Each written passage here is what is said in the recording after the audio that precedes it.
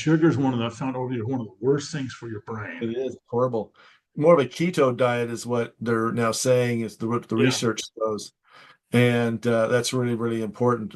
They say in the newest research by Dr. Bredesen. Have you read his research? No.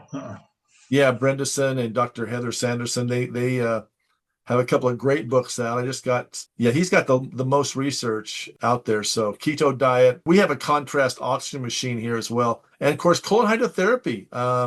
They don't really mention that in the book, but we have found over the years, we've had a few dementia, severe patients in. One gal couldn't talk.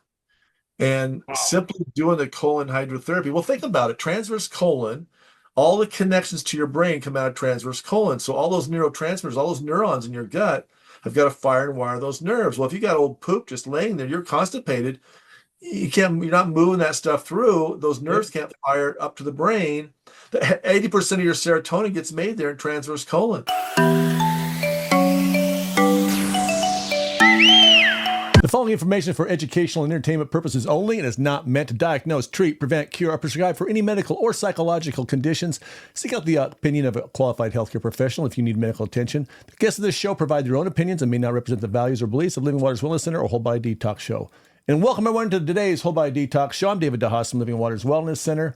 Living Waters Wellness Center was formed after we discovered how to heal my body from multiple symptoms, including allergies, asthma, chronic fatigue, back pain, psoriasis, acne, hives, yeast infections, and finally cancer, and I did it all naturally.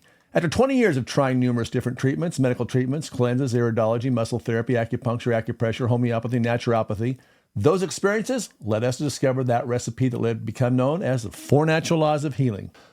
Combining multiple natural healing modalities to fully detox and cleanse the body and allowing the body to take the perfect nutrition to fully restore the body back to its innate health.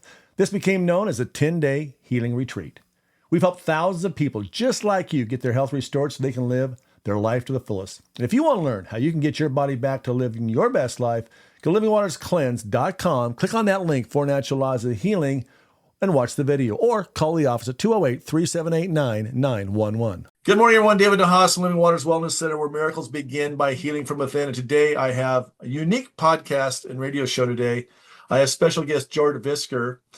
George, the reason why I have him on the show is you've been listening to my show for some time, audience. You know, I've done a lot of stuff about the brain. Well, George played football, and he had some football injuries. And so I'm going to tell you a little about his story here before we get started.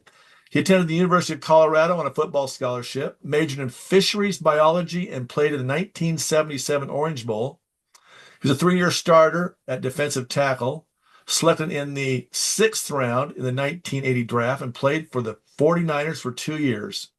During the 1980 season, George sustained a concussion against the Cowboys, yet played the entire game by clearing his head with smelling salts. Early in the following 1981 Super Bowl season, George developed hydrocephalus, which is water on the brain, and underwent 3 emergency VP shunt brain surgeries in 8 months, and was given last rites at the age of 23. After a multi-year work comp legal battle to get his hospital bills paid, he returned to school in 1986 to complete his biology degree and survived 5 emergency brain surgeries during a 10-month period while enrolled in chemistry, physics, and pre-calc courses. Amazing you could do that with a brain injury. Despite developing dyslexia and major short-term memory deficiency, he earned a Bachelor of Science in Biology Conservation and a minor in social science in 1990 and began a career as a wildlife biologist. In 1994, he survived a 9th brain surgery, returning to his wildlife work 2 weeks later. He taught high school algebra chemistry for 3 years before returning to his work as a biologist in 1998. Then he founded Visger and Associates Environmental Consulting in 2003, and the Visger Group, Traumatic Brain Injury Consulting. George, welcome to the show. Thank you. Thanks for having me. You have been through it, and I got to say, as we know, what's sad is that all these years, and my wife wouldn't let my son play football because of brain injuries. I mean, this little kid came out of the womb and he was always hitting his head on stuff. We thought football's going to be worse. So, well, get this. So I played on on championship Pee Wee Pop Warner teams, championship Pop Warner teams, a nationally ranked Hall of Fame high school team out of Stockton. I played in the 77 Orange Bowl at Colorado, and I played on a Super Bowl championship team, and I never let my son play. I never let my son play the game that I loved. And it broke my heart. Yeah. I love football too. That's what brought me to Boise State, quite frankly. They wrote me a letter and says, yeah, you come walk on. We'll see if you got any goods. I came out of a little tiny school in central Idaho, and I was a really good kicker. And of course, in those little schools, you played both ways. But anyway, that's what got me here. And after a few weeks, I said, I'm done with this sport. But yeah, so that's an interesting story. The fact that you wouldn't let your son play the sport, and we didn't know what we know. And I think you got more to share with your journey. So where do you want to begin? I began playing football when I was 11 years old, Pee Wee Pop Warner. The very first Pee Wee team Stockton had, the West Stockton Bear Cubs. 29 kids, and 3 of us signed NFL contracts in 1980.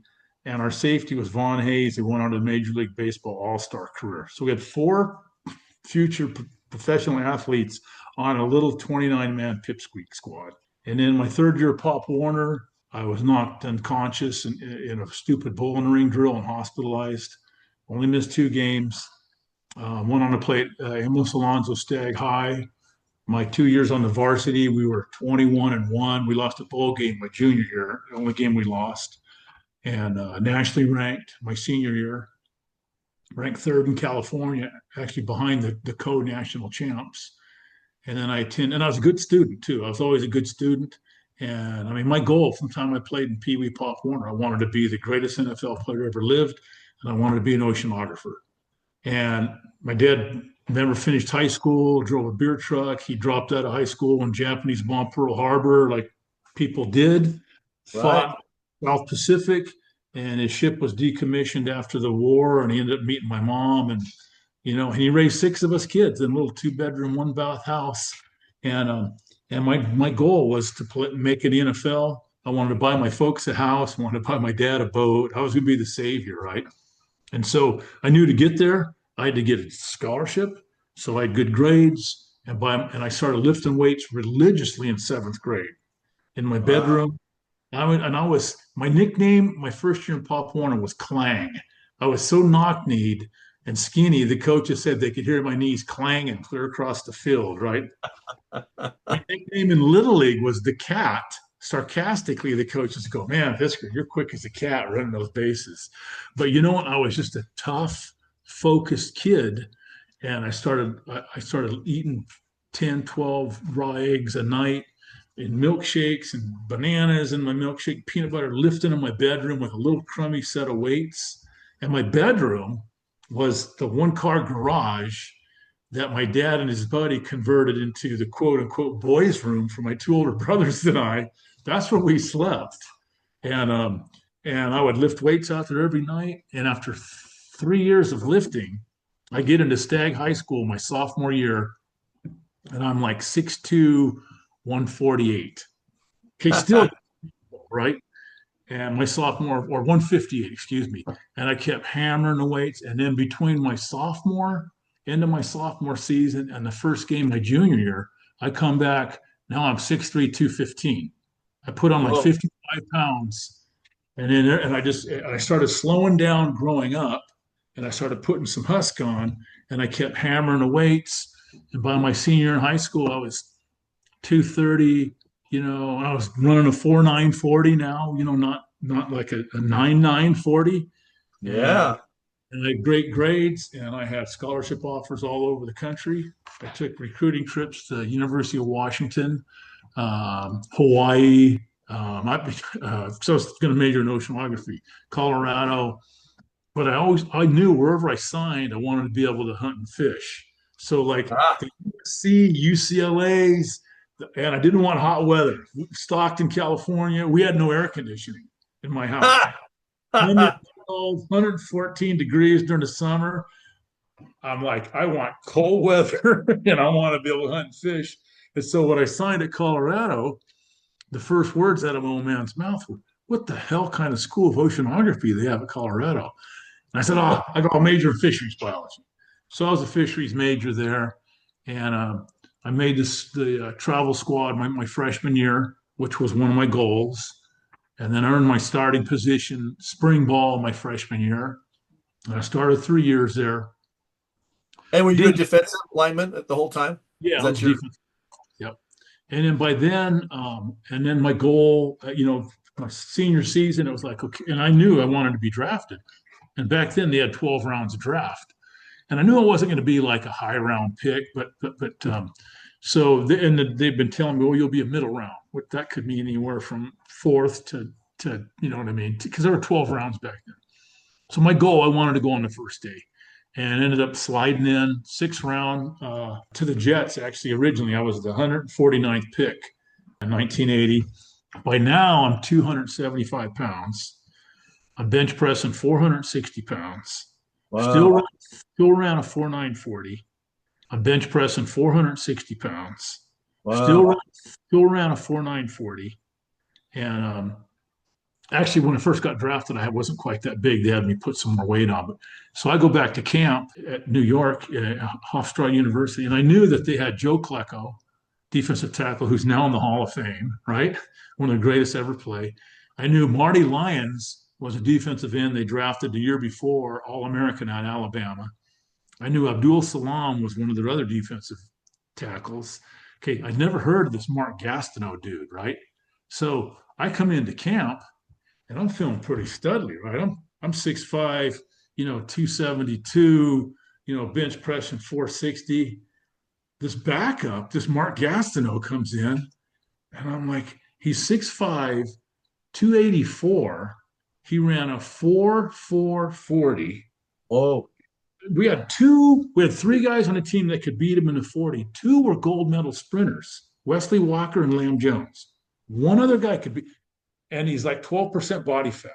I'm going, this dude's a backup? Welcome to the NFL, kid.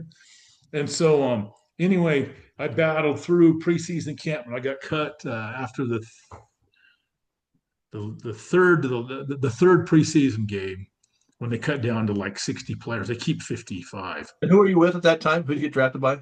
by the Jets. Oh, the Jets. Okay. So then, and then I come home anyway. Canada had also drafted me, and I went up there for a couple. I knew I could play in the NFL. So right before the sixth game of the season, the Niners cut a guy they just traded for and bring me in. And we're playing the Cowboys. It was game of the week back in Texas. They gave me a skinny little playbook, just learn the basics. So, and I'm pumped. Now I'd started. Your first game, Yeah. first week with the 49ers? So now I'd started one game when we played the Steelers when I was with the Jets. They were defending, Super Bowl champs. But this was my first real season, legit NFL. First play I'm in, I get ear hold on a Dallas tight end trap by Doug Cosby, who's now a very good friend of mine. We connected years later. I get ear hold, major concussion. I don't remember that game. I don't remember playing the Rams the following week. And a week and a half later, when my memory comes back, the trainers and doctors laughingly tell me I went through 15 or 20 smelling salts. During the Dallas game, I'd come off sideways, they'd give me a couple, clear my head, go back in. And it was a joke back then. So then fast forward just a few months later in preseason camp, well, then I blew my knee out in preseason, had knee surgery, was coming back off of that. I started having serious head issues, right? Major headaches every night. I'd get a ball of light in front of each eyeball. My hearing would come and go with the beat of my heart. I'd have projectile vomiting every night. And I'd go see the team docs, and they tell me it's high blood pressure. So I'm thinking, okay, I'm a 22-year-old prime of my life athlete, but they know better than I do. And I'm rooming with two guys on the team, Terry Totolo and Scott Stouch. And my symptoms, I'm getting worse and worse, and they keep telling me high blood pressure. So about 2.5 weeks go by, and we played Chicago that day, but I wasn't playing because I just had knee surgery. I was injured reserve. And man, my head's going to explode. And after the game, we all went out like we did. And then I went home early, and Scott and Terry come back a couple hours later. I'm going into a coma. My head's ready to explode. I'm blowing guts. My eyesight's gone. My hearing is coming and go with a beat of my heart. Terry goes, let me take you to the hospital. Typical athlete mentality. I said, nah, T, it's high blood pressure. I'm taking these pills, puking them back up. About 4 in the morning. Now those guys finally went to. They played a game that day, so I didn't want to bug them. About 4 in the morning, 5 in the morning, I'm over the bowl puking. My right arm curls up across my chest like an uppercut. My fist is jammed up under my chin. So I'm grabbing my arm and I'm pulling it out. But when I grabbed it, I couldn't. I had no feeling in that arm. And I pulled it out straight and I'd let go of it and it would just curl back up. And now I'm laying in bed. I'm thinking, okay, I'm dying. I mean, my eyesight is almost gone. My hearing, my head's ready to explode. So I'm thinking, okay, if Terry or Scott come in and check on me, I'll let them take me to the hospital. But I'm not going to be a pussy and go wake them up. The athlete Right. mentality. I finally pass out. I don't know what time it was, 5-ish in the morning. Day after games are light days. So we get up at like 6, 7-ish, whatever it was. And I could move my arm, but I could barely lift a cup of coffee. And I had my vision back. So I go into the locker room. Team docs are there after games. And the day after games are guys that got dinged get treatment, guys on injury reserve do their treatment. There's a couple of meetings. We do a little walkthrough. We break a sweat, and it's a light day, right? So I wait till the team doctor, Dr. Bailing, who was nicknamed Dr. D back then for Dr. Doom, for his career as he ended with one surgery. And he had just done my knee surgery. So I wait till he saw everyone that got dinged the day before. I walk in his little office and locker room. He looks at me, and this is exactly how they treated us then. He looks at me and he says, "What now?" Like I'm some kind of, pussy. And I said, "Don't tell me it's high blood pressure. My freaking arm went paralyzed last night." And he rolls his eyes. He tells me to sit down on the table. I sit down. He gets out his little retinoscope, those little flashlight things, bends over, looks in my eye, and this is how my book starts. This sentence right here. "Oh my God, your brain's hemorrhaging," said Dr. Fred Bailing. Or he steps back. I fly off the table ready to kill him. We get into this. He's got his arm out. He starts dialing numbers, and I'm in his butt. Finally, he scribbles something on a piece of paper, and this is where my story turns into a comedy. He tears a piece of out of his notepad. He hands me this paper. He says, "Here, go home, lie down, and drive yourself down to Stanford Hospital this afternoon and see this neurologist." So Holy shit. He's serious. telling you you're hemorrhaging and he wants you to drive home? Hours, yeah, go home later. So this is where I tell people this is where my book turns into the comedy. So I grab his little. I'm like, my first thought was, God, thank God, it must be one of those mild brain hemorrhages, or he would have called an ambulance. I go back to our apartment. Terry and Scott and I were living in Foster City, which, if I remember correctly, was maybe 25 or 30 minutes from Stanford, Palo Alto, something like that. I go lay down. That afternoon, I drive through Bay Area traffic, go see this neurologist. He takes one look at me, and he wants to do a CT brain scan, but the machine was booked up for a couple hours. By now, it's getting late in the afternoon. I told him, "Hey, Doc, I'll come back. I'm getting close to my puking time." Because every afternoon, the pressure would build up when I would start my puking. He looks at me. He looks at me and he says, "You drove here?" I said, "Yeah, I drove here." He says, "You can't drive like this." I said, "I've been driving like this for weeks." Because "We're going to put you in a room." And I argue with him. He convinces me to hang out in a room for a couple hours. They take me in, do a CT brain scan. My ventricles and my brain, instead of being the size of maybe half of a pencil, are as big around as golf balls. They're fluids, cerebral spinal fluids swollen up in my brain, crushing. My word. He goes, "They rushed me into emergency brain surgery." The 49ers say, "Oops, I'm in intensive care at Stanford for 14 days. Minutes from our facilities in Redwood City, 0 people from the 49ers came to see me other than my 2 roommates, Terry Totolo and Scott Stouch. Terry was a 6-year vet. They cut Terry before I got out of the hospital, and they shipped Scott to New Orleans the day before I get out. Only people One other person from the entire facility, not even my position coach, came to see me because they didn't want anyone seen at the neurosurgery ward at Stanford, especially Walsh, because people would ask questions. And they were already planning this cover up, whatever. I mean, for years they tried to bury it. And so Walsh was the head coach, right? Yeah, yeah. So And one day this woman comes in. Hi, George, how you doing? Hey, she's like we're friends. And I said, who in the hell are you? She says, oh, I can't remember her name again, Valerie or whatever. She goes, I'm Bill's secretary. And then she goes like this, and this is also in my book. She pats me on the leg. She goes, Bill, you remember Bill Walsh, your coach? And I wrote, yeah. I said, I remember Bill Walsh, my coach. I said, I may be brain damaged, but I'm not stupid, you know. And so he had bought me a Sony Walkman and some country western tapes.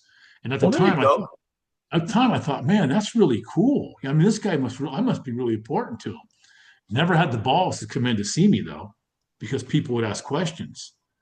That was my one person from the entire facility to come to see me, other than my roommates who they got rid of. Wow. That started. So then while I'm in the hospital, the trainers and doctors are calling me, telling me, hey, Visk, we're looking at having a special made helmet to protect your shunt. You can keep playing. So I have a VP shunt. What they did was they drilled a hole through my brain, through my skull. There's a tube goes into the very middle of my brain, into this ventricle. From that tube comes back out under the skin to the back of my head. I've got about a 12-inch horseshoe cut back there. They put a pressure valve in the back of my head. From the bottom of the pressure valve, the tube runs down the back of my neck, down the side of my neck, through my pectoral muscle, down into my abdomen. And as we're speaking right now, it's slowly draining spinal fluid out of my brain, 24 hours a day, 7 days a week. So this has been, you've had that in you since then? 81, since September of 81. Wow. And I've had it changed. I've had 9 of them, and they've moved the hole 4 different times. So I have 4 different holes they've drilled in my skull. You could literally I tell people, when I die, if you boil my head out, you could use it as a bowling ball. There's already some pre-drilled holes in it. So they've had to move it several times to get a better shot into the ventricles. And so they're telling me. So this is September of 1981. 81. So you had played the year previously, won the Super Bowl. No, this was the Super Bowl season, the 81 season. So we're now, as the season's progressing, we're winning. They definitely don't want anything rocking the boat. Especially my story getting out. So as things progressed, I'm talking about both my older brothers played college football. One coached for 23 years at Sacramento State University. So I'm talking to Bob, my brother Bob, and I said, I feel like, I don't know. I said, I just feel like they're covering something up. I said, when I had my knee surgery, that was in the paper. I said, yeah, and I wasn't anybody. I wasn't nobody in the NFL. I said, but brain surgery? And so I'm thinking, maybe it's just in my mind. Well, I'm in the weight room working out one day, and John McVeigh, our general manager, local business folks had come tour the facilities, right? So there was like 3 husband-wife couples and a bunch of us from the weight room lifting. And he's introducing us, these folks to it, players. Oh, this is, Ronnie Lott, our first-round pick. This is Joe Montana. He says, this is George Visger, one of our veteran defensive linemen. And McVeigh says he's on injury reserve. He had 2 knee operations. And this woman says, 2? How'd you have 2? I said, no, ma'am, I had knee surgery, I had brain surgery. And John McVeigh, our general manager, looks me right in the eye with a look like, shut your mouth or you're out of here. He says, no brain surgery, I had 2 knee operations. Now, they can cut guys at any time they want, and they don't owe you another penny on your contract. Wow. People don't realize this. These giant contracts you read about in the NFL, baseball, sign a 10-year, $100 million contract. They cut you after 1 game. They owe you that money. Football, 5-year, $100 million contract. You play 1 game, they owe you 1/18 of that first year's salary, and the rest is all on paper. My rookie, we made 26 roster changes after the final cut day. Every week, you would come in, we'd play on Sunday, Mondays, like Tuesdays were the days off when they bring guys in, come in and practice on Wednesday. Every Wednesday, there'd be anywhere from 1 to 3 guys gone and some new guys there. It was a rotating door, guys in and out, bad game, boom, you're gone. And so there is no, well, maybe now there's a few, but guaranteed contracts. Till to this day, there's no guaranteed contracts. I mean, I'm maybe a few of these gigantic, huge, big stars. That's why guys will try to take as much in a signing bonus up front as they can. That's guaranteed. All this other stuff, these long, giant contracts, it's all BS, all on paper. And it may be different now, but it's just a cutthroat, dirty business. You know, they just make money off of guys' brains and bodies, and when they're done with you, they just throw you in the trash. They don't give a shit about what they do to your families, because this impacts everyone around us. You know. Yeah, I know. I used to referee quite a bit, soccer, basketball, and the football guys told me, and this has been probably 8 years ago, that the football numbers were like way down, like half of what they used to be. I don't know where it is now, but I know it's down quite a bit. I think moms are starting to figure out my boy to have his brain crushed. Right. No, I mean, it is. It's a lifetime. I mean, no one gets out of the game unscathed. You know. And again, correct me if I've already told these, because this is what I'll deal with. Did I tell you about my two friends that committed suicide just recently? No, you didn't tell me that. No. Okay. So I started a brain injury consulting business in 2010. I had an environmental consulting business. My memory was getting worse and worse, but I was getting more and more vocal about what was going on. And like, if you go online, there's 50 pages on me. I've been jumping up and down since the 80s, trying to get the stories out, right? So I started a business back in 10, but I was still running my environmental consulting business, support my family, diagnosed with frontal lobe dementia. In 10, I mean, I got to where I couldn't find my way home from work. It was an hour commute that I made 15 years, and all of a sudden, nothing looked familiar. I'm driving along Highway 80. I don't know if I'm supposed to go east toward Lake Tahoe or west toward San Francisco to get up to Grass Valley. I go see the doctors. Doc goes, well, you have frontal lobe dementia, George. There's no cure. You need to turn in your driver's license, file for disability, get your finances in order. This was in 2011. I go, what do you? I said, I have 3 small kids. My wife's a elementary school teacher. He goes, well, you're never going to get any better. At the time, they had me on 4 different dementia medicines, anti-seizure pills, sleeping pills. I was a wreck. I ended up going down, and Dr. Daniel Amen was doing a big study on NFL players back then. Right. And I got a hold of him, and he says, George, we don't need you for a 1-day neurocog evaluation. He goes, we need you for 3. So I flew down there, and I took Christy, my wife at the time, and I took Jack, my youngest. He was, I don't know, 10 or 12 or whatever, because I wanted them to talk to the docs when I wasn't in the room. Because if you ask us ball players, how you doing? Our first, hey, we're good. I'm good. I'm good. And people around us are shaking their head going, he's not good. He lost his truck 5 times in the last month. I was writing checks out of checking accounts that have been closed for months, $1,000, $1,200 a month in return check fees, anger issues, And so we go down there for 3 days, 3 7-hour-a-day full-blown neurocog evaluations. And then we sit down with Dr. Amen and Dr. Willemeyer and go over my results. He's just like, George, it's a miracle you even talk with the amount of brain damage you have. All the SPECT scans on my brain, there's just holes all over. So he recommended hyperbaric oxygen treatments. And then I've had all these angels in my life. And a year or so, and then right around them, this doctor. What? Back up. You have what in your life? I've had a number of angels in my life over the years. Okay. And right around the same time, I get this text or email out of the blue from this Dr. Barry Sears of Medwell Health.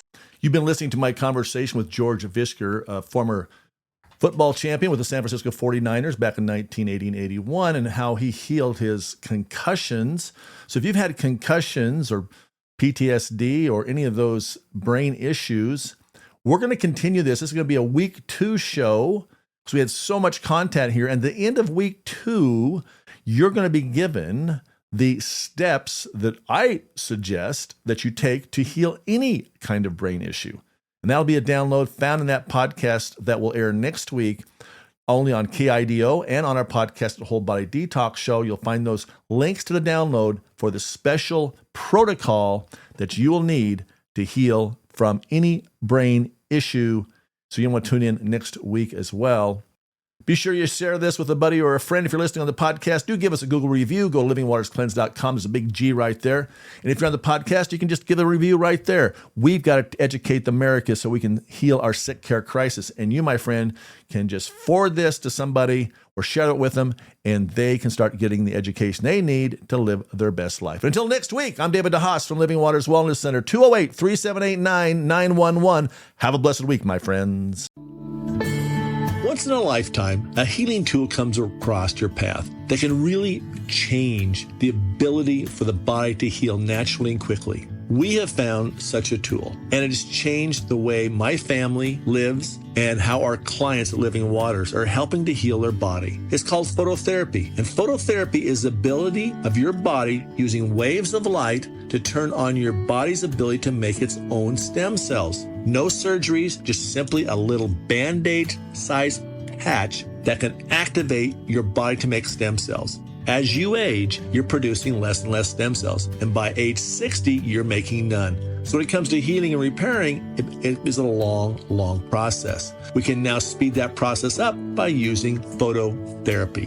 Go over to stemcellpatch.net and watch the videos there. And go ahead and try these patches for a few months. These patches have helped so many of our clients reverse pain, help speed up the healing, sleep better, and on and on. You'll see some of the testimonials over there. It's an amazing little tool that you should be using right now. For less than the cost of a cup of coffee per day, you can now be increasing your body's ability to make the stem cells on its own. Stemcellpatch.net or call the office at 208-3789-911. Nothing is more exciting than seeing a client shed their diseases and symptoms caused from accumulated toxins from the chemicals in our foods, the clothes we wear, and the air we breathe, than by cleansing through colon hydrotherapy and treating the whole body naturally. Here's what a few clients had to say about their experience at Living Waters Wellness Center. My name's Richard. I come to Living Waters because I was low on energy and for my memory, and I've accomplished both. Living Waters did it for me. Thank you, Living Waters. My name's Peg. I came to Living Waters about a year ago, so I run pretty hard when I'm working. But through this retreat, I think one of the biggest things that I've gained is that self-confidence. Thank you, Living Waters. Hi, my name is Anna Lewis, and I came to do the 10-day cleanse because I hadn't been feeling really well, and so I could cleanse, get rid of parasites and toxins in my body, and those were great help. So thank you, Living Waters. To learn more about the 10-day healing retreat, go to livingwaterscleanse.com, click on the link for Natural Laws of Healing,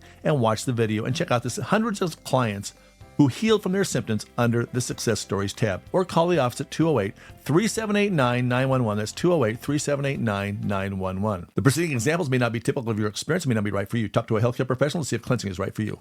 Welcome back to the show today. My guest is George Visger, former NFL champion with the San Francisco 49ers back in 1980 and 81. Teams discussing his healing from multiple concussions, going from nearly institutionalized to recovery. His new book is out now. Links to it on our show notes on our podcast, wholebodydetoxshow.com, or you can just look up George Visger, Visger, wherever you get your books. We've had many shows on healing the brain. You can go to episodes 200 through 210. Lots of great information there. One effectual way to heal your ordinary brain fog, though, is colon hydrotherapy. You can learn more about that by going to our website, livingwaterscleanse.com, or call the office, 208-378-9911. He says, George, Dr. Barry Sears, hey, I want to start sending you some of my omega-3 fish oils. And I said, yeah. I said, I've been taking fish oils since 82 because I heard they were good to lower cholesterol. And when I was skinny and young, I ate, like I said, thousands of eggs. And so when I got on a plan in 82, first thing I did, I dumped about 40 pounds and I went to fish and chicken. I was afraid and I started taking, 4 or 5 grams a day. So Dr. Barry Sears says, no. He goes, we need you on a therapeutic level. He started sending me, Barry, God bless you, Barry, I love you. He sent me thousands and thousands and thousands of dollars worth of his supplements. He had me taking 16 to 18 grams a day of omega-3 fish oils, 16 to 18 of the big capsules. Wow. He said, we need you on a therapeutic level. So I started doing hyperbarics, high dose omega-3 fish oils. I started doing memory games online and working my brain like a puzzle. Back in the gym, got back in shape physically, meditating. After my 160 and after every 40 hyperbarics, I would fly back down to Amon's clinic and do a 7-hour neurocog evaluation. So this isn't just me talking about it, that I feel like I'm doing better. And also, I'm a biologist. I understand the scientific method. So we have baseline data. And then every 40 treatments, I would go back down for another 7 hour. After my 160th hyperbaric treatment, my neurocog memory scores had improved 14.3%, and I'd quit all the damn dementia medicines they had me on. That was in my late 50s. 14.3% my memory. And I'm probably better now than I was then. I'm still improving. So when you did the chamber treatments, were they like a 2-hour? Were you going down in a hard chamber? How deep were you going? 2.1, 2.3? For the brain, they do 1.6. And so it was a hard chamber, and it would be 15 minutes, pressuring up, and then an hour of treatment, and another 15 minutes pressuring down. So I'd be in there for an hour and a half. And would you do 2 a day, 1 a day? Did 1 a day.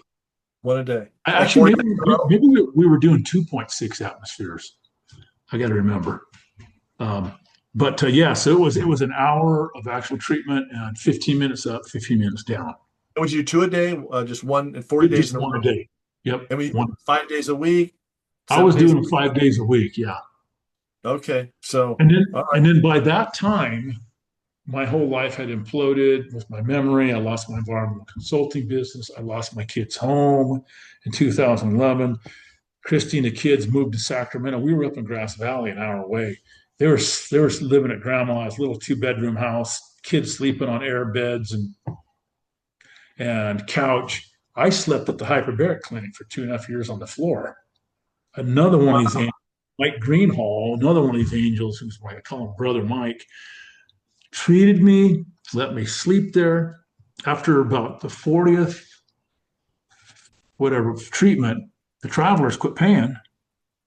Said, screw you, Visger. Mike Greenhall, who I call Brother Mike now, continued to treat me for 123 treatments out of his pocket over the years.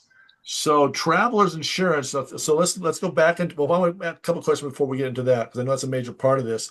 So you're going along from 82, and you get to 2010. I mean, what did things just kind of go downhill real fast at some point? And with then the memory just kind of just tailor off, and that's why you lost your business in your house. What happened there? Yeah, well, there was a number. I mean, it was slowly getting worse, and I was working my last 14 months before I went on disability. I averaged 106 hours a week work for 14 months. Oh, what normal people would probably be getting done in 60-hour weeks. I just have to. It takes me forever to grind through stuff, and it just got worse and worse. And then the economy started going in the tank, and I had 3 other biologists working for me, so I let everybody go.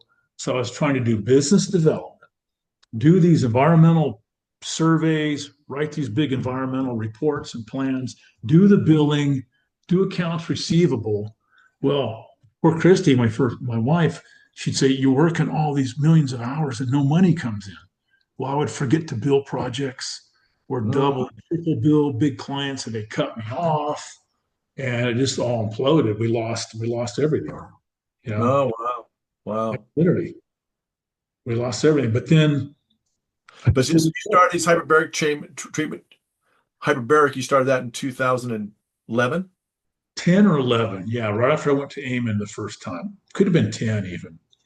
And so, and even though they quit paying me. What else did Amen have you doing besides the puzzles and the hyperbaric and the fish oils? What else would he natural antioxidants and things. I mean, and get back, he recommended, getting back physically, get in shape. And then those were, and of course, I mean, I had some major anger issues. And that's what really, among other things, but my family was petrified. I had no idea because I'm an easygoing guy. But I had no idea for years, Chrissy and the kids would say they never knew who was coming home, the Gentle Giant or Maximum George. And I would Oh, just, and sometimes just a little tiny, it would set me. I never touched any of them. I've never beaten my kids. I've hardly ever even spanked any of them. Never touched Christy, but I could be very intimidating, right? And it just cost everyone to just, pull back. It was a nightmare for my family. I know I talked to another gal, we had an interview, and she said that it was, the person that's going through it just doesn't recognize it. Right. And you're probably saying, no, I'm okay, right? Yep. And I used to tell Chrissy, I said, I'm not that bad. I said, this is what I tell her, quote unquote. I said, you're like a flower made out of snowflakes. If I breathe on you, you melt. To me, it was like, this isn't that bad. I've been through 9 brain surgeries. You think this isn't tough? And unfortunately, we have looked at life. No, this is a big deal. You know what? So you have a broken back. You know what? We'll do whatever it takes. Let's get back. I've always had. Yeah, it's that whole football mentality. It's the who was the quarterback or the coach of the Green Bay? I think he really kind of led that whole mentality of Lombardi. Go until you die. Yeah. Rub dirt on it, I had a football coach like that. He was he tried to mimic Vince Lombardi. He was a right out asshole. He'd have us run until we couldn't, no water, and run until you just want to puke. And that whole mentality, didn't serve us too good though. Did you ever read Jerry Kramer's book Instant Replay? I think I did years ago. Okay. Do you remember, because he was on the very first Super Bowl team, played for Lombardi. Yeah. Do you remember the part where he was playing when he had a colostomy bag? What? He was playing. So when he was a kid, growing up on a farm up in Idaho, he was chasing a calf. The calf stepped on a board, it splintered and popped up in the air, and he ran into it, and it buried in his groin. And they did surgery, and they pulled all this wood out. Well, years later, they had missed like a 7-inch sliver, and it worked loose, and it perforated his intestine while he's playing. He has a colostomy bag, and in his book, Instant Replay, read the story. He talks about preseason camp. He's in the shower after practice with a freaking bag hanging off of him. He said, and this rookie looks at him, and his face is kind of going, pale. And Kramer says, "It's a tough game, Rook." But you know what I mean? Then it was probably offered, $20,000 a year, Yeah. No, Kramer grew up not too far from Boise, as you know, just down the road. He's up in Sandpoint, Idaho, way up north. Is he there now? No, that's where he grew up. Yeah. Oh, okay. I read that book when I thought he was over here. Maybe when he came back and lived, he was over in Payette or someplace. I don't know. He's passed on, hasn't he? Oh, did he? I don't know. I don't know. I'm not sure. I loved that book. I read it multiple times when I was younger, Wow. Yeah, I remember reading it. I don't remember that part, though. Holy, what? Yeah. You could probably Google, just go online, you Google it. I love that, though. That's just hilarious. Yeah. Google Instant Replay colostomy bag. The page will probably come up, So of all the things you've done, obviously we now know dementia medication does not work. It's absolutely worthless. Big con job on the amyloid plaque BS. The series I did back, the episodes 200 through 210, we talk all about that. So I won't rehash that. And I'll put, for those of you listening today to the show, I'll put links to those other shows because we talk about all the different things you can do. What are some of the other things that you have done for your memory? And what's your diet like today? And what are you doing every day just to keep going? I, first of all, stay in very good shape. In fact, I'm too skinny now. I'm like 205. I look like a skinny, like a basketball player, I guess. You're 6'4", right? I'm 6'5". 6'5", okay. And if people, when they find out I played in the NFL, and this is, and I laugh, in the old days used to piss me off, but they would say, "So what were you, like a kicker or a quarterback?" And I'm like, "No, I was a real football player. Right? I played defensive tackle." But you know what? I keep my weight down. My wife, Jennifer, is amazing on the health. We eat very healthy. I thought I ate healthy for years when I got out, but my big weakness is sweets. Yeah. And sugar is I found over here, one of the worst things for your brain. It is horrible. more of a keto diet is what they're now saying is the Yeah. research shows. And that's really, really important. They say in the newest research by Dr. Bredesen. Have you read his research? No. Yeah, Bredesen and Dr. Heather Sanderson. They have a couple of great books out. He's got the most research out there. So keto diet. We have a contrast oxygen machine here as well, and of course colon hydrotherapy. They don't really mention that in the book, but we have found over the years, we've had a few dementia severe patients in. One gal couldn't talk, and Wow. simply doing the colon hydrotherapy. Well, think about it. Transverse colon, all the connections to your brain come out of transverse colon. So all those neurotransmitters, all those neurons in your gut have got to fire and wire those nerves. Well, if you got old poop just laying there, you're constipated. You're not moving that stuff through. Those nerves can't fire up to the brain. 80% of your serotonin gets made there in transverse colon. Wow. That hormone, it's that major happy mood gets made in the transverse colon. So if you've got a plugged up colon, guess what? You're probably not very happy. Yeah, exactly. But yeah, it blew me away because on day 5, she started talking to me and she hadn't talked all week. Wow. She said this. I looked at her. I said, "Whoa, you've changed." And she goes, "Yes, I probably shouldn't tell you this, but before I came here, I just wanted to kill myself." Wow. Yeah. And she was happy. She got really at peace. Now, did she recover 100%? No way, not even close. Yep. They did just 10 days with us, but kind of felt that over the years, somebody like her should have kept coming in for more maintenance. Yeah. Which, everyone she was welcome to, but they just didn't happen. Knowing what I know now, I probably would encourage somebody like her to keep going. And of course, now I know a whole lot more than what I knew then. Yep. For sure. So yes, I found there's a lot of research recently about hyperbaric chambers. So it's pretty cool that he put you on that way back then. Oh yeah. No, and one of my recommendations in the Sports Digest, the Visger Rules is the title of the article. Yeah. I recommend they put a hyperbaric chamber in every single locker room in the NFL. Do they do that? Studies have shown if you can get someone in concussed within the first 24 hours, the vast majority will return to full cognitive functioning within 24 to 48 hours. So I crunched numbers for the owners. At the time when I made the recommendation, let's say the average salary was $1 million. Right.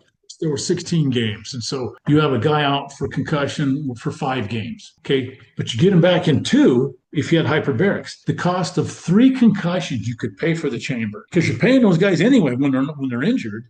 You know what I mean? Right. And so you can pull it up and see. And as I really give a damn about putting money in the owners' pockets, but I care about seeing these players healthy when they get done. Right. Well, I did an interview. We did an interview with contrast oxygen. We have a thing called the Live O2 machine. Back, I think episode, let's see here. Yeah, 223 hyperbaric. I had with Sun Valley Hyperbarics. I had Philip on and Phil Rainey, and he showed some spec scans.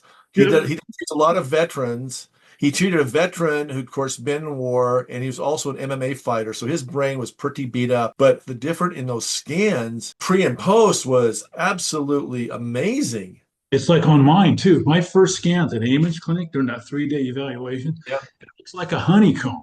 That's when he said it's in it? Oh, he just said it's a miracle you even talk. Wow. And then after 40, 80, 120, there's areas that are firing back up. I've got good blood flow back in a lot of those areas again. It's amazing what it does. And it treats every cell in your body too. He would bring the guys in up there for this, and they would do true treatments a day, and they would do 40 treatments. Yeah. 20 days, because they fly from all over, right? They can't be there forever. So they would do, and amazing results.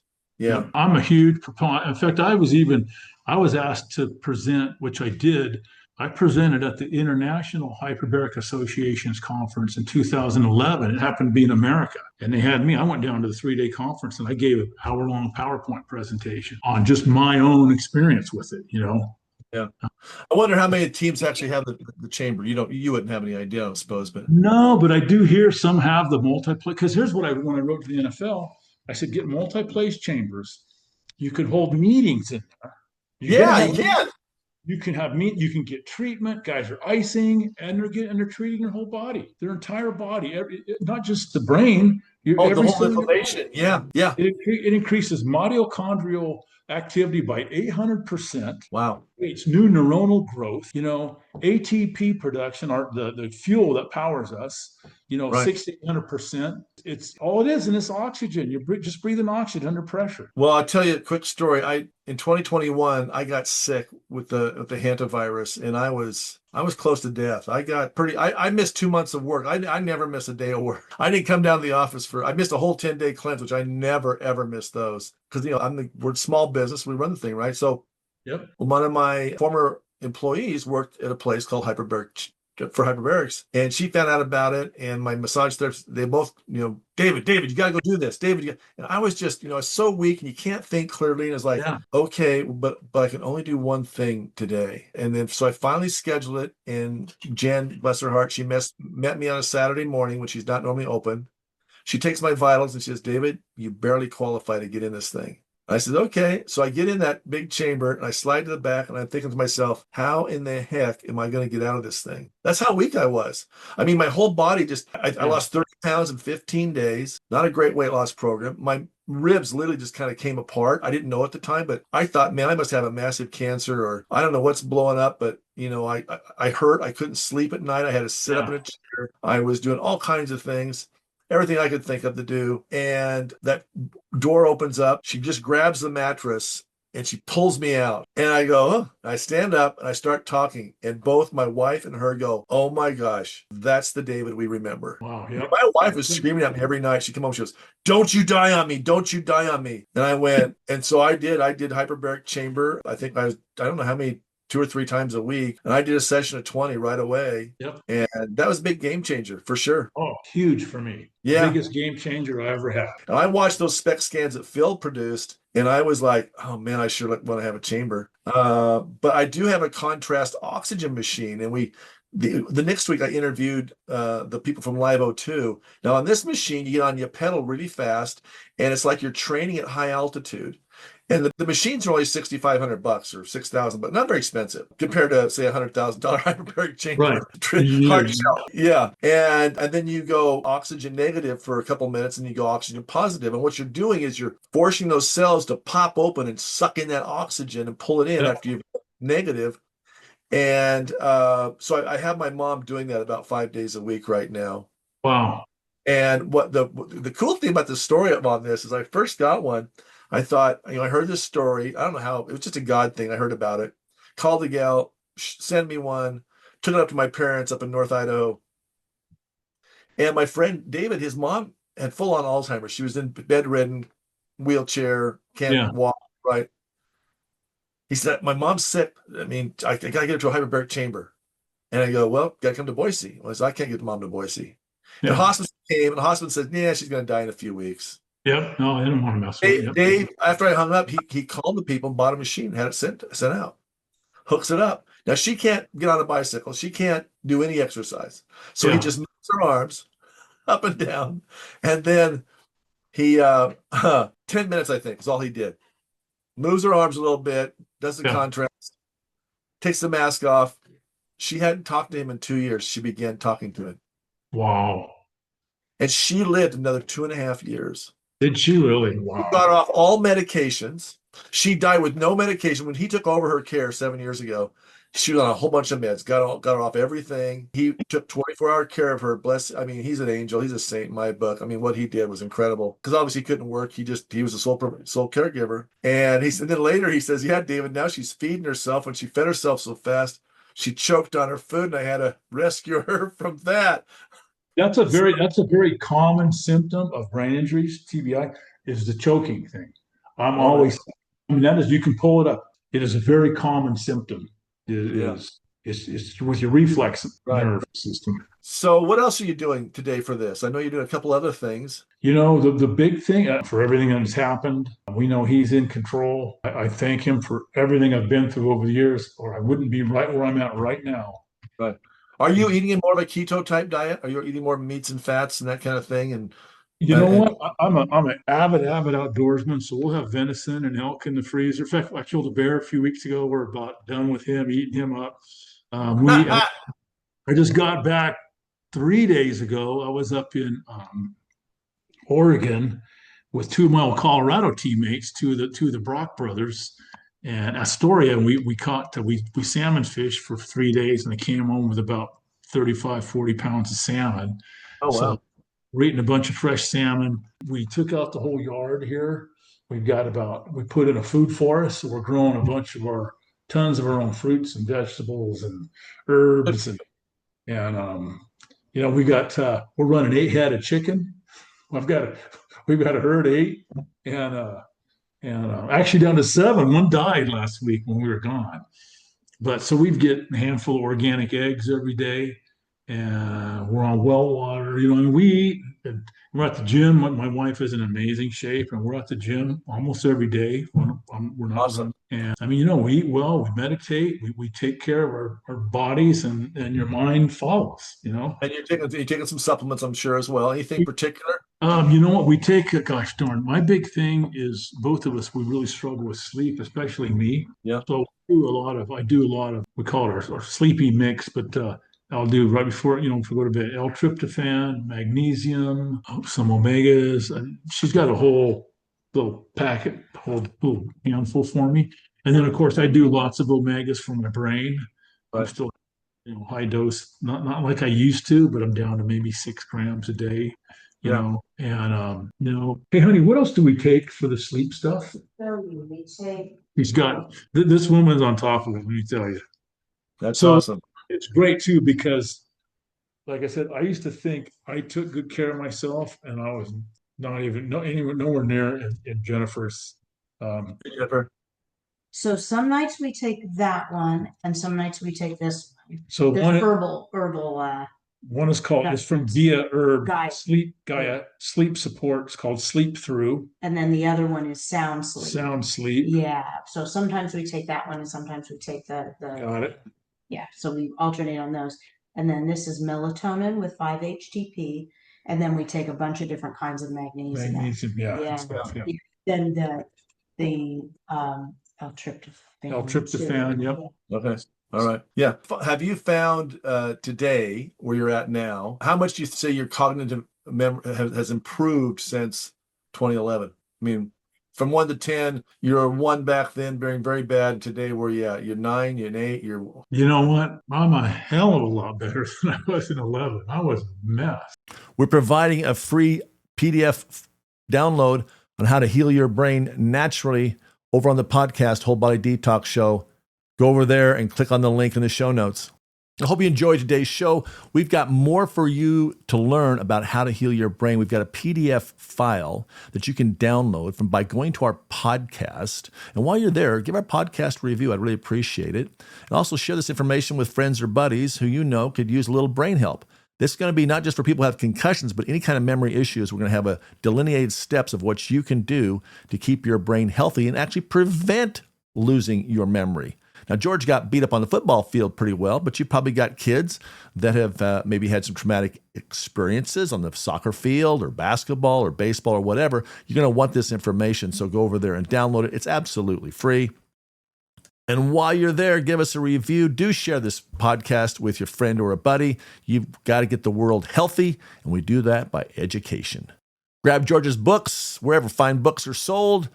George Visger, Visger. The book's out now. Go grab it. If you're looking to get help, call the office 208-378-9911 or go to our website, livingwaterscleanse.com. You'll find the podcast link there. And from the podcast, you'll find the show and the show notes and the special downloadable feature. Until next week, have a blessed week, my friends.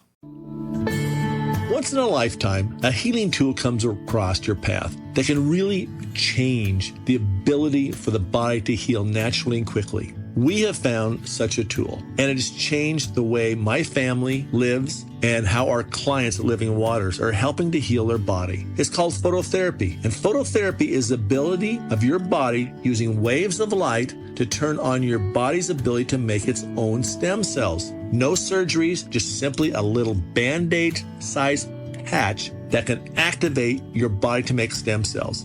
As you age, you're producing less and less stem cells, and by age 60, you're making none. So when it comes to healing and repairing, it is a long, long process. We can now speed that process up by using phototherapy. Go over to stemcellpatch.net and watch the videos there. And go ahead and try these patches for a few months. These patches have helped so many of our clients reverse pain, help speed up the healing, sleep better, and on and on. You'll see some of the testimonials over there. It's an amazing little tool that you should be using right now. For less than the cost of a cup of coffee per day, you can now be increasing your body's ability to make the stem cells on its own. Stemcellpatch.net or call the office at 208-3789-911. Nothing is more exciting than seeing a client shed their diseases and symptoms caused from accumulated toxins from the chemicals in our foods, the clothes we wear, and the air we breathe, than by cleansing through colon hydrotherapy and treating the whole body naturally. Here's what a few clients had to say about their experience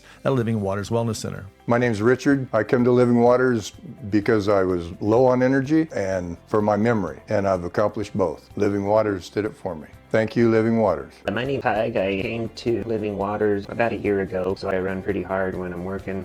But through this retreat, I think one of the biggest things that I've gained is that self-confidence. Thank you, Living Waters. Hi, my name is Anna Lewis, and I came to do the 10-day cleanse because I hadn't been feeling really well, and so I could cleanse, get rid of parasites and toxins in my body, and those were great help. So thank you, Living Waters. To learn more about the 10-day healing retreat, go to livingwaterscleanse.com, click on the link 4 Natural Laws of Healing, and watch the video and check out this hundreds of clients who healed from their symptoms under the Success Stories tab, or call the office at 208-3789-911. That's 208-3789-911. The preceding examples may not be typical of your experience, may not be right for you. Talk to a healthcare professional to see if cleansing is right for you. Good morning, everyone. This is week 2 of our talk with former NFL champion George Visger.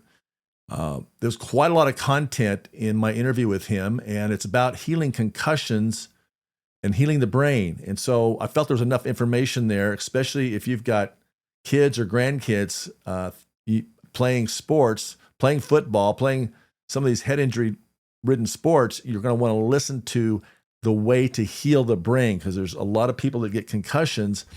And in football, it was very flagrant of how it was allowed to go on. So we're going to, at the end of the show today, you're going to have to go over the podcast, and I have a downloadable PDF file that will have all of the different things you can do for your brain to heal it. So go over to our podcast, Whole Body Detox Show, at the end of the show today and grab that. And while you're there, give us a like and a review. I'd appreciate that. We've got a review button on our livingwaterscleanse.com site, as well as over on the podcast. And so we continue here with George's story about how he played with concussions and dang near killed him, but he's still living here today now in Treasure Valley, and shares his story with us about healing the concussions. So not just healing concussions, but also just healing anyone with memory loss. We did several shows on healing memory in our episodes 200 through 210, so you might want to check those out in the podcast as well. And now back to our show with George Visger. And even since 2019, Even just since, like Jennifer said, even since 2019, I have improved drastically. I'm 67 years old. I feel better now cognitively than I did 25 years ago. Wow. I mean, What do you say to a mom and dad who sons are gearing up and want to play some football, or they're playing football now? What do you say to those parents and those kids? well, I love the game, and I have, some of the greatest memories of my life and friendships I have. Like I said last week, I'm up in Oregon with 2 of my college teammates from the 70s. Not a day goes by. I don't get a dozen, 12, 15 texts or emails from some of these guys I played with way back when. Well, how many guys would say they played with Joe Montana and Ronnie Lott? And those guys, the NFL stuff is totally different. I don't stay in touch with anybody there. Yeah. It's my high school and college teammates that are really, really tight. But, and I've been asked that all the time. I tell people that, I can give you all kinds of, as you well know, that the brain isn't fully even matured till early 20s. You still have neurons, growing and maturing. So you start banging these little heads around, man, when they're 8, 10, 12 years old. Plus, you get these giant helmets that weigh pounds, whatever, on these skinny little necks and little bobblehead, and the next heads are swinging on even more. So, you know, I tell folks, I said, the kids shouldn't be playing tackle football until they're at least in high school. And if you're a parent, you should make damn good and sure the coaches know what they're doing. You don't want some of these Lombardis out there that trying to live vicariously through the kids because they could never do it themselves. Things are changing now with how they teach the kids, which is good. I have wristbands I give out when I used to speak at some big conferences, and I have wristbands that say, use your head, and in big letters it says, don't use your head. In other words, teach these kids to block, tackle like the old days before face masks. They didn't stick their face into people because you broke your nose. It was shoulder blocking and shoulder tackling. Oh, lineman, all position blocking, and they're getting to that more and more, So they are trying to make the game safer. They'll never make it safe. But today, the athletes today, I mean, we went from a Model T in terms of speed and power to a Ferrari in terms of strength and speed and athleticism. I mean, it's a different game. But I hear your story. When I was a freshman in high school, I was 5'2", 105 pounds. And they couldn't find a helmet small enough to fit me. And the coach was such an asshole that we lost the junior varsity team, the freshman team. And so by the end of the year, there was 18 people left in the team. Wow. I'm a freshman, and we got 100. But in those days, a big guy on my team was 180, 200 pounds. Right. Line us up, and we had this thing called the 3-man headbutt drill. And you get a football and you run into two guys and they try to knock you on your butt, and you got a concussion every time you did it. Yeah. And it taught you nothing. It was just a gladiator drill for the coach's amusement. That's all it was. And that's the problem. Like I said, if the parents are going to have their kids play, make sure the coaches know what the hell they're doing. And the parents, you should know what should be taught and how it should be taught. I mean, nowadays you can Google stuff and find any information on anything you want. Well, as a referee in soccer and basketball, they didn't make us start taking concussion, I think, until protocols of what we would do. The players got to sit out. There's got to be a sports medical guy come to let him back in. That wasn't until I think like 2018. Right. Yeah, St. Louis. Yeah. Here's a stat I use in my talks. The highest rate of concussions is in women's soccer. I know. Isn't that something? Because they don't have the developed trapezius muscles. Well, then we got to go head the ball. They teach them how to ball heading drills. I did it to my kids. I was stupid. What does a ball weigh anyway? I don't know, but you get one wet, and then you get somebody kicks the heck out of it, and you're in the ball. Even if it's only 1 pound at 60 miles an hour, you've got like hundreds of pounds of kinetic energy delivered to your brain. You know what I mean? So yeah, the heading. I mean, that is the highest rate NCAA concussions in women's soccer. They should take it out, but they don't. Yeah, still there. I believe it. Unbelievable. It's crazy. Unbelievable how the lack of leadership in some of these areas. It's what I observed as a referee and of course as a coach was, well, that's the way we've always done it. And I was kind of like, right. Well, that's stupid. Right. Exactly. I mean, I get so disgusted with some of these guys. It's like, well, you know what though? So, and I coached, when I got out, I was so sickened by the game. I never even watched a game for probably 5, 6, 7. I was just sickened by it. I would make sure every Super Bowl Sunday I was out duck hunting. Yeah. I didn't even watch it. I couldn't even tell you right now who won the Super Bowl last year. Yeah. Because I really don't. But it was like I was so sickened by it, and then I slowly got back into it. And my 2 older brothers and we coached. Actually, my first year coaching, after several years when I got out, I coached the. I was going to a small church here in Sacramento, and St. John Vianney. I gotta remember the name of it. Gosh darn! But I coached their 8th grade flag football team, right? And it was just fun, And I started bringing back some of the old memories and getting the juices flowing for me. It's fun. And then I coached 1 year with my 2 older brothers in high school, and then my nephews were playing. And then I coached and taught 2 years. I taught at Christian Brothers High School in Sacramento. And I was teaching a bunch of science classes and stuff. But it was tough for me to coach because I always had this from the time I was a little kid, this internal drive, playing Little League even. Like if I was pitching and a guy got a hit off me, I would be throwing fireballs the next 5 innings. I would be, so angry at myself, but I never fell apart. And so when I coached, I just took for granted everybody had that mindset. Practice, man, I went 100% every play. And if I got beat, it really, and kids would just be, half-assed walking back to huddle. I'd go, Paul, Mike just knocked you on your tail. Yeah, coach, I know he did. Doesn't that, he drove you back 5 yards and then buried you in the ground. Doesn't that bother you? No, he's half your size. I know, coach. And I'm like, where does the drive? But then, like you said, you touched on something great. I see these kids, these athletes nowadays, holy cow. 300 pounds is not even unusual in high school now. I know, it's just insane. And they're athletes, though. You know what I mean? They're dunking basketball. I know. It's mind-blowing to me. It is definitely mind-blowing. And so, well, it's an amazing journey that you've went through to get here. What's some of your big advice for people out there dealing with dementia? What kind of a hope and do you want to share with them? So, first of all, what I learned many, many, many years ago, every time back in the 80s, every time I'd go see a doc, and I was in my 20s then, but I would take my older brother with me or someone else because we will hear things different than what anyone else does.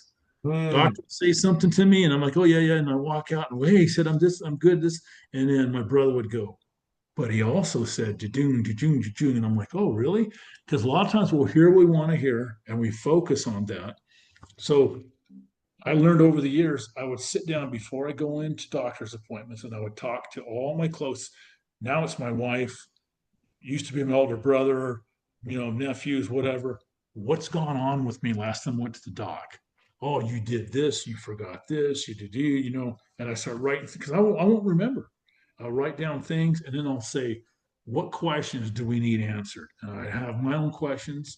And then when I go see a doc, screw this little crap where they book you for 9:25 and they put you in a room and you sit there for 55 minutes and then someone pokes their head in for 30 seconds and then they come back. It's like I go in there, I have an appointment at 9:25. I want you at 9:25. Sure, you may be a little bit late, but I want you in this room and sit down and I want my questions answered. You're not going to get up and walk out of the room. I want my questions answered. And I tell folks, if they can't answer your questions, fire them. They work for us. It's not the other way around.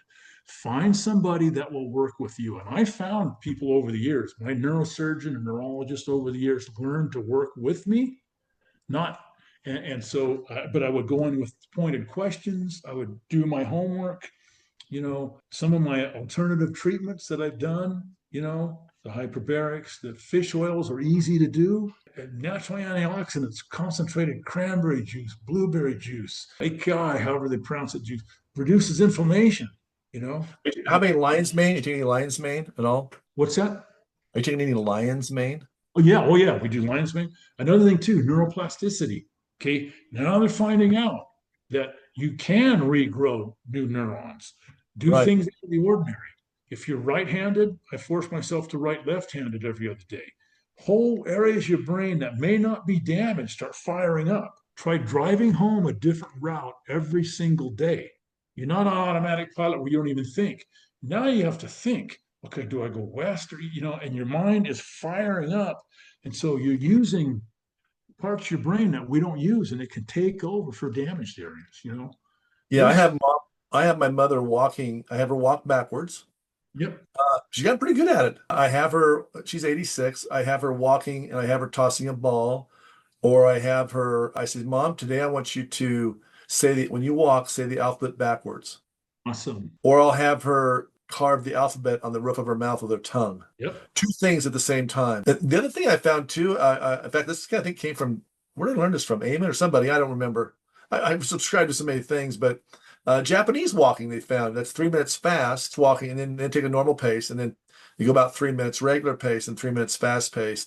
And if you do two things at once, that's really important. I got one of those Boca balls that you there's a headband that goes around your head and it's got elastic to the ball and you try to punch that. I got out my ping pong table. This is for me. And, started playing ping pong, just, doing something different to work on my own. The other thing I did too, is I also visited I went to a Dr. Joe Dispenza event several years ago. He teaches heart math coherence and how to use the breath work to hit your pineal gland and Right. you do a lot of meditations. Are you familiar with his stuff? I have not, no. Okay, you might want to check into it. It's good stuff. Yeah. Anyway, where was I going with that? Speaking of memory. Anyway, so I was there, and he's testing blood. He's on certain meditators. He's testing blood. He's looking what's going on in the brain when they're meditating. What's really happening underneath all that as they lower their brain wave down and get down to theta and so forth. And so I was there. I says, "Hey, scan my brain." And this was Dr. Nicholas Dogris out of Santa Barbara, and he scanned my brain. And he said to me, he says, "Man, you got a lot going on up there." And I'm thinking like, yeah, I do. I have a lot on my plate. And he didn't tell me how bad that was. Well, my frontal lobe just lights up red back then.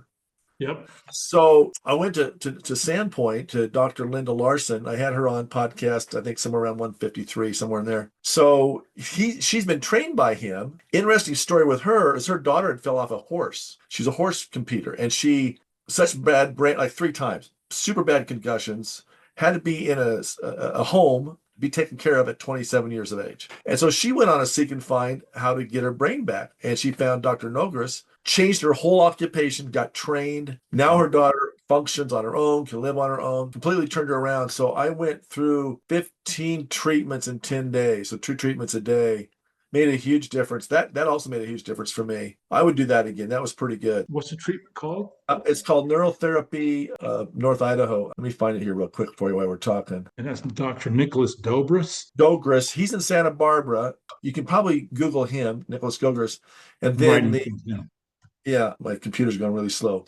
But Dr. Linda Larson, North Idaho Neurotherapy or Neurofeedback Therapy. So you use some PEMF as well as these special lasers and so forth that Dr. Dogris developed. And you go in, I do 2 treatments a day, 1 in the morning, 1 in the evening, in the afternoon. And pretty cool treatment.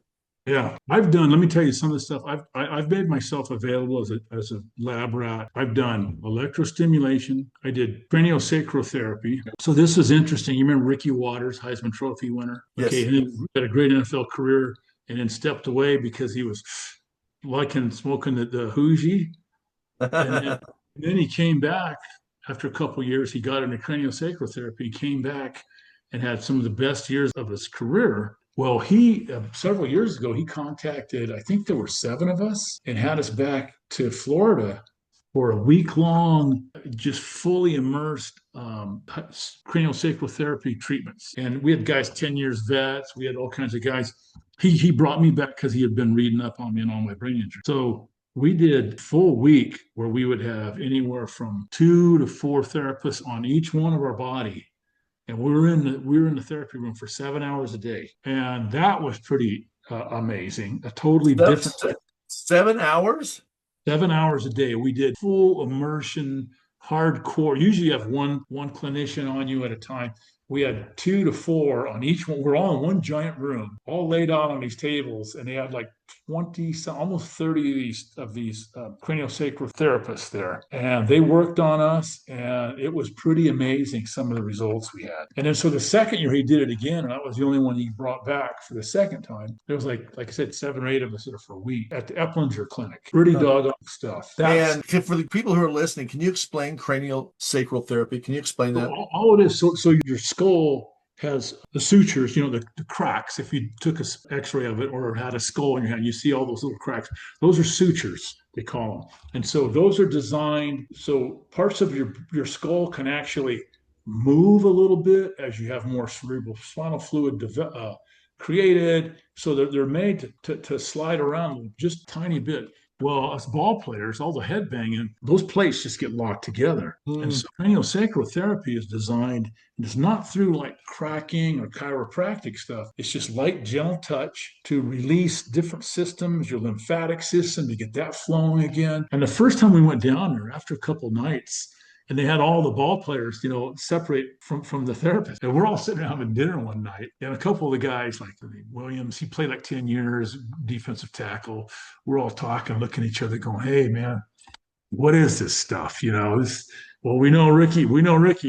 Somebody said, "Well, we all know Ricky. He's into some weird stuff." And so we're all kind of like, and then after about the fourth day, and again, my memory's horrible, but we had a fullback who was with Miami, who actually used to block for Ricky. This dude was a stud, man. He was about 240. What the hell was his name? But anyway, he had a lot of, as many of us did, emotional issues too, And man, several days into it, stuff started coming out. It's coming out of all of us, man. Dams started breaking, things. And then it was pretty emotional a couple of different times, man. I mean, there were guys who were just freaking, but stuff was being released. And that's what it's all about. Like, you may have a therapist on your ankle, real light touch on your Achilles, and then one has their hands under your lower back, and then one has, their hand, cradling your head, whatever. And so then I learned the second year I went back to work with them. And so, and here, this was a great example. So I get headaches pretty often, right?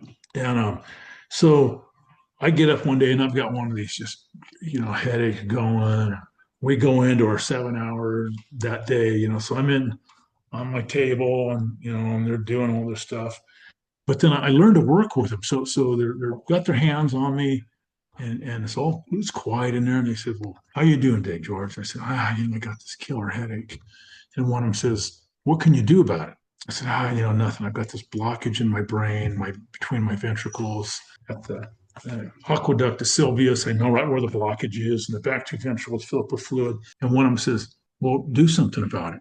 And I said, "Well, I have to get in there and knock out the blockage." And they go, "Can you do that?" So in my mind, I know this sounds like, so in my mind, while they're all just doing their little real gentle things on me, I pictured myself inside my ventricle. Now I know ventricles are they're just cavities inside your brain, but they're coated with little villi, little finger-like projections. And they're asking me, "What do you see?" I said, "Well, I'm standing in this room. It's all full of fluid. I'm looking around. I see all these villi. What else do you see?" I look down at the far end and I see this like opaque wall. And again, people think this is nuts, but I walk up, they said, "What is it?" And I walk up to it and I'm feeling it. It kind of felt like wax. And I go, "I guess this is the blockage, in my brain." One of the therapists says, "What can you do about it?" And I go, and it was all very, very quiet, low talking. I said, I need to bust it out. How can you do that?" So I look around again in my mind. I look on the floor and there's a pick. Okay.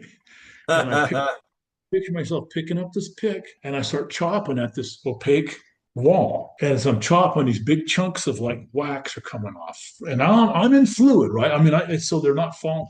And then all of a sudden I whack and my pick goes through and all this fluid just goes rushing out through that hole. And at that exact same time, my headache that I'd had for 2 days went, and it was so pronounced that one of the therapists with her hand on my ankle said, "Oh my gosh, what just happened?" And another one up here on my shoulder says, they're both talking, going, "I just felt this amazing flood of this." I go, "The fluid just released." I said, "My headache is going away." And they literally felt it in my body. Wow. My headache was gone by just mentally picturing, fixing what I needed to fix. Again, it sounds like foo-foo or whatever, but do you have to have any more surgeries to move this? You've got a tube in you, right? In your brain was it going to your colon or small intestine? No, it just drains in around my intestines. So the thing is with these, there's no plan. You don't know when they'll go out. They're like a thermostat in your car. So my first one lasted 8 months. Okay. That one failed 10 hours later. I was still in the hospital. They rushed me back in, called my family in, did my third brain surgery when I was 23, gave me last rites. That one left. Then no memory next year and a half. My first recollection were hospital bills. I had to sue for work comp. When I won my case in 86, I went back to school. Then I had 5 in a 10-month period. One lasted like 3 days. One lasted a few weeks. I mean, it was just like, they just kept going out for different reasons. Then that one and eight, the seventh one or eighth one in 87 lasted till December of 93. And then I haven't had one since then. So I'm either living on borrowed time, or who knows, maybe the blockage has cleared up. I mean, there's no telling. So you still have one of those in you. Oh yeah, it's perfect. But it's working. Okay. Yeah. Fascinating what you went through. And I know when I met you last year, you said you'd just gotten settled. The NFL had an insurance company that did not want to pay you for your injury, but you finally settled with them. And 49 work comp carrier, the Travelers, fought me for 38 years. Wouldn't pay into it. My goodness. Just trying to starve you out, huh? Oh yeah. Just freaking everything they could. I mean, this is what I would go through over the years. So multiple hearings and all that. And then I'm on anti-seizure pills for years. Same pills, right? Every now and then I'd go into Rite Aid, get my prescription filled. You'd start to charge me. Oh no, Linda, this is my work comp. Hey, look. Oh, well, the Travelers called. They said they're not paying anymore. Okay, I've been on this for like 11 years. So in the old days, I would go, oh my gosh, I need my anti-seizure. And I would call the Travelers and then leave away and then call my attorney, and it'd be weeks without any drugs, right?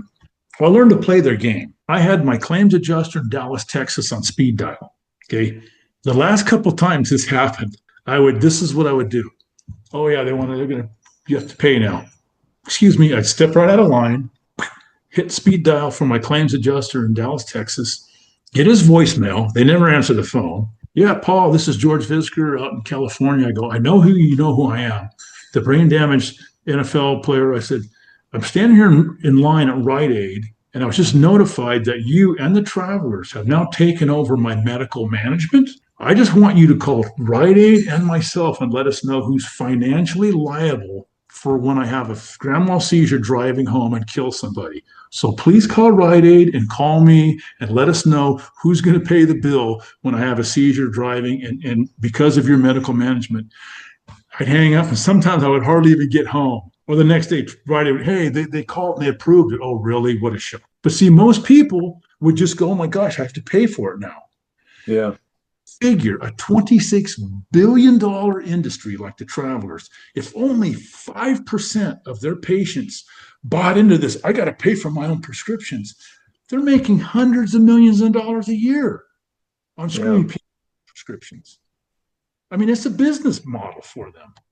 I can't tell you how many times I had to go through things like that. And so I know how to play the games, Right. So you got a book that's coming out here in a few weeks. Is that right? Actually, it's supposed to be delivered, just heard from my publisher, by the end of this week. And so where can the listeners get your book?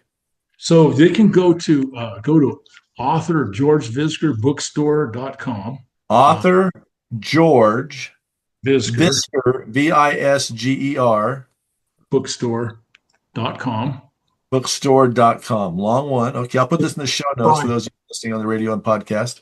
They can also try at georgevisger.com. Now, that one was for the limited edition books that sold out already.